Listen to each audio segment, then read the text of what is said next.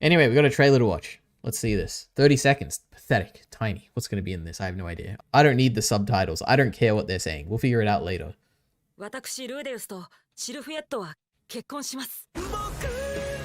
Oh my god, a circle.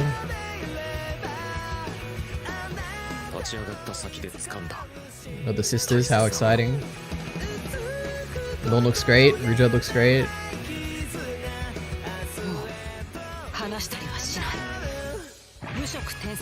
Was that it? Yeah, it was.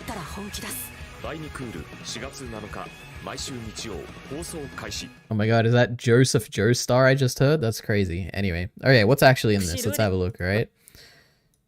We got Rudius, Sylphie, whatever. I think we've seen this in the first trailer. What is this? Do I even remember what this is? Like, there's a variety of... They're practicing summoning. They summon, like... I remember they summon a watermelon at some point, and, like, feathers and stuff. But there's also the fact that they teleport at some point.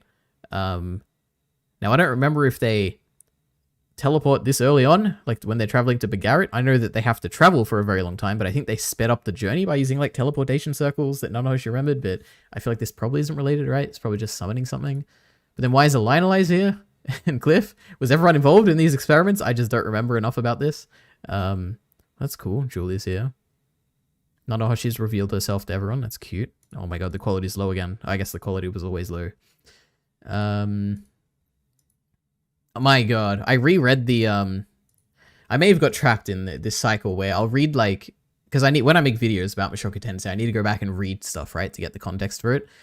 And I just got sucked into light novel, whatever it is, like 23 or 20 or whatever, when Rudy is doing the last summoning of Nanahoshi, when they're doing, when she thinks she's finalized her experiments to kind of go back home, and they do the final experiment and it fails, and it's like, that's just so sad, and then they bond about the past experience and everything. God, it's so good.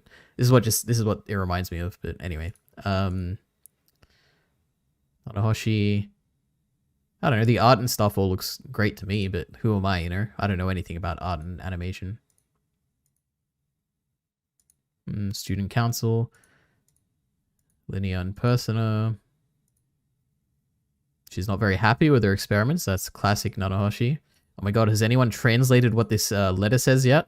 What if it's something important? What if it's a clue? Let's see this again. Norn and Aisha. I love Norn's outfit. It's cool. Is that her? It can't be the school outfit, right? Like they all have. There is like a defined school uniform. I don't know what this is. Maybe it's just her like Millis outfit. I don't know. Anyway, she looks great. Love it. Hand holding.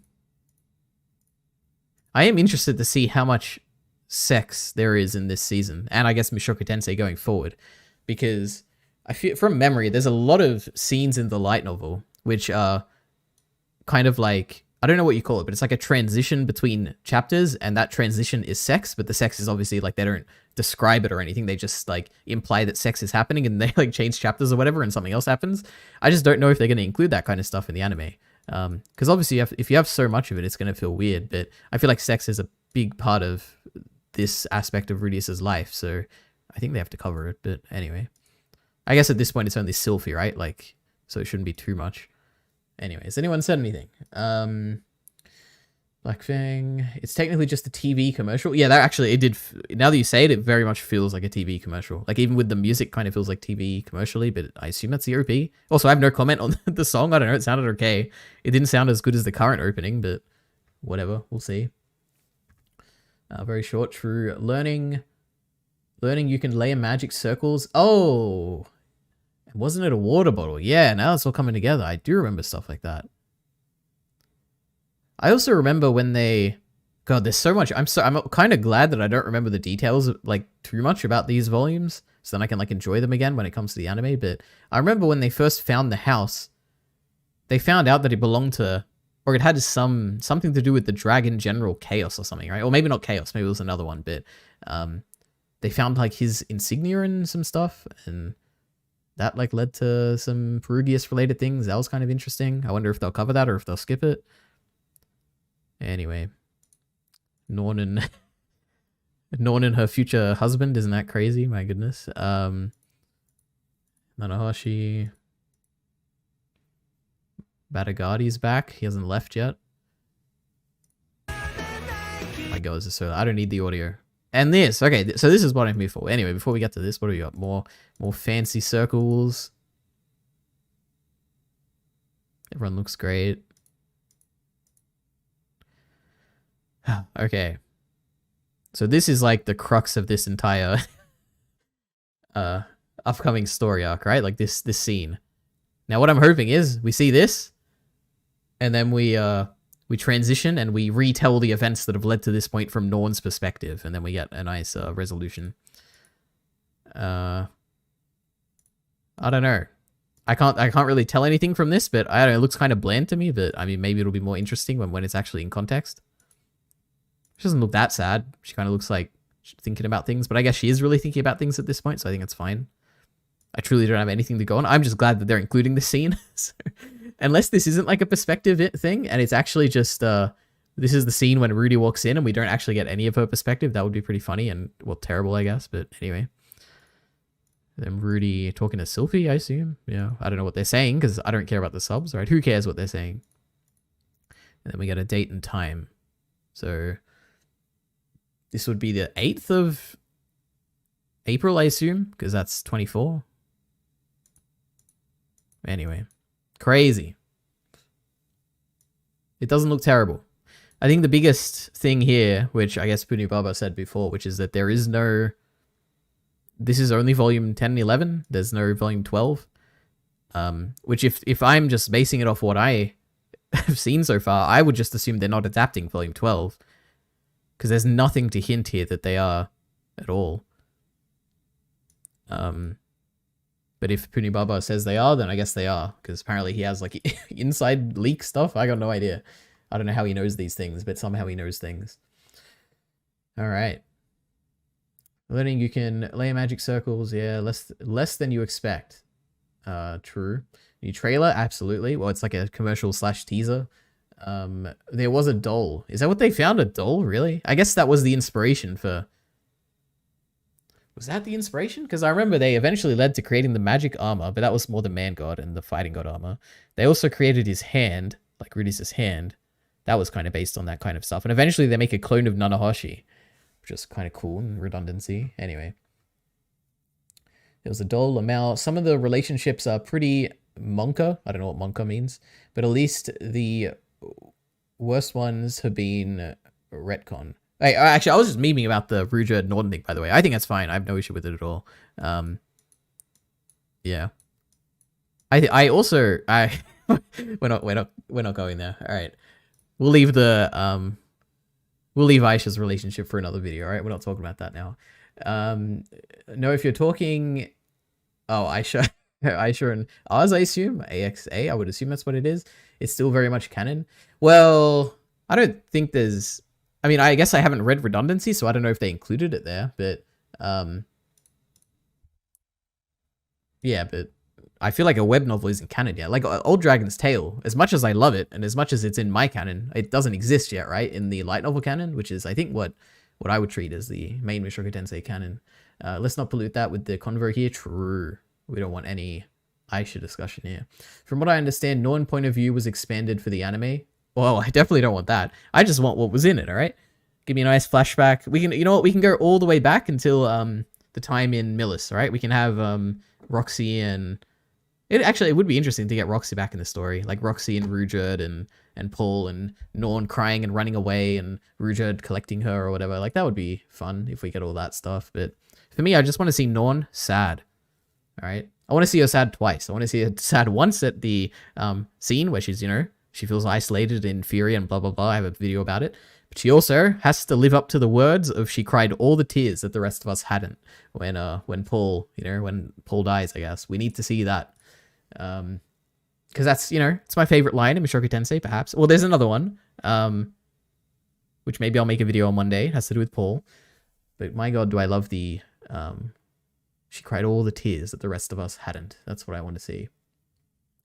Anyway, from what I understand, the Norn point of view was expanded for the anime. Actually, most of the cuts are from episode 15. Interesting. In this trailer? I don't know. I don't know. I'm sure we'll get one more trailer before this comes out. The magic circle is for helping Nana transport that pet bottle thing. I mean, okay, that makes sense. Okay. I just want to see Norn sad. Well, that's all I ever wanted, alright? Because Norn sad makes me sad, and when an anime makes me sad, I love it. So that's what I want. Like, there's no... I was gonna say, actually, there's no chance that this will be as sad as it was when I was reading, but... Season 1 managed to make things more emotional than when I was reading, particularly the Paul perspective after the teleportation incident. Like, that stuff, when they played it during the opening, and it was just like a montage, like, that was really emotionally impactful. So I do believe if they really put effort into it, they can make a good Norn perspective scene and make it even better than the light novel, but we'll see. She'll be sad more than twice. I'm sure she will be. But those are the two scenes that matter. Those are the only times I need to see Norn sad. Well, I guess at the church as well. You know, there's a Norn and sadness are great. We love them. Great pairing. Not gonna lie, I never connected that much with Norn's character, but many other people did, I guess. For me, I feel so much closer to Aisha. Well, I've only ever seen people prefer Aisha. Until I made my video. I guess the big motivation for me making the video on Norn was that I had almost universally seen people be like, oh yeah, Aisha's the superior sister. Like, she's smarter. She's more involved in the narrative. She has a bigger role in the future. Blah, blah, blah. And everyone seems to like her because of that. And I never saw anyone praise Norn. But yeah, Norn is my favorite character. So, you know, I love her. Looking forward to reactions. True, I am going to enjoy watching reactions. Anyway. Looking forward to reactions. It's the exact opposite for me. People like Aisha as A or even B character, but Norn is S? Well, isn't that just music to my ears? That's all I want to hear. Norn supremacy, alright? What did I have her on my... surely I put her at the top of my tier list, right? There's no one greater than her. Maybe Laplace. But that's more... Actually, yeah, that's more like if I'm intellectualizing, you know? But anyway. What do we got here? God, this is a terrible video, by the way. Look at this. Norn, Rudius, Paul, Claire, Geese, Mangard, Luke. Luke! Oh my god. We're also getting the greatest Luke scene of all time in this upcoming cour when he tries to fight Rudius. What a great thing. How exciting. And they're absolutely going to make that a comedy scene and they're going to ruin the whole point of it, but it's alright. I've already coped with it. No Orsted stuff this season. No Perugius. Lionelize, we get a lot of her. Ruijerd and Zenith. This is the definitive tier list, guys. And maybe Lara would be up here because she's really funny. That one time she pranked Orsted was like the funniest thing I've ever read in my life. So, yeah. I'll be going back to see the stream from the beginning, but I'll just drop my thoughts real quick. Looks better than Cool 1. I guess Bind has been cooking. Let's hope it's not just the trailer. I guess I didn't really... When I was talking about it, I guess I didn't compare it at all to Cool 1. Yeah, Cool 1. I don't know. There really wasn't anything in that trailer to compare, like, production-wise to me. Like, things looked on model, but then again, to me... I know a lot of people complained about Rudius looking off or whatever, but I don't know, he looked fine to me. It wasn't too bad. Only in, like, a few episodes were there, like, some issues, but... I guess if you're comparing the... I don't know if I'm going to be able to find this. Mushoku Tensei... Actually, I have a video on it. It'll be easier. If you're comparing the second trailer of Cool 1 versus this, then I would say this looks like way more on model and like better. I don't know if there's more terminology than that than on model, but when I say on model, I mean character look good, character look accurate. So that's what I mean. Anyway, it'll be this video, right? Yeah, in this one, I guess like for instance in this scene, like they look strange, right? And I remember Linear and Persona also looked a bit weird compared to the first trailer where they look like pristine and perfect.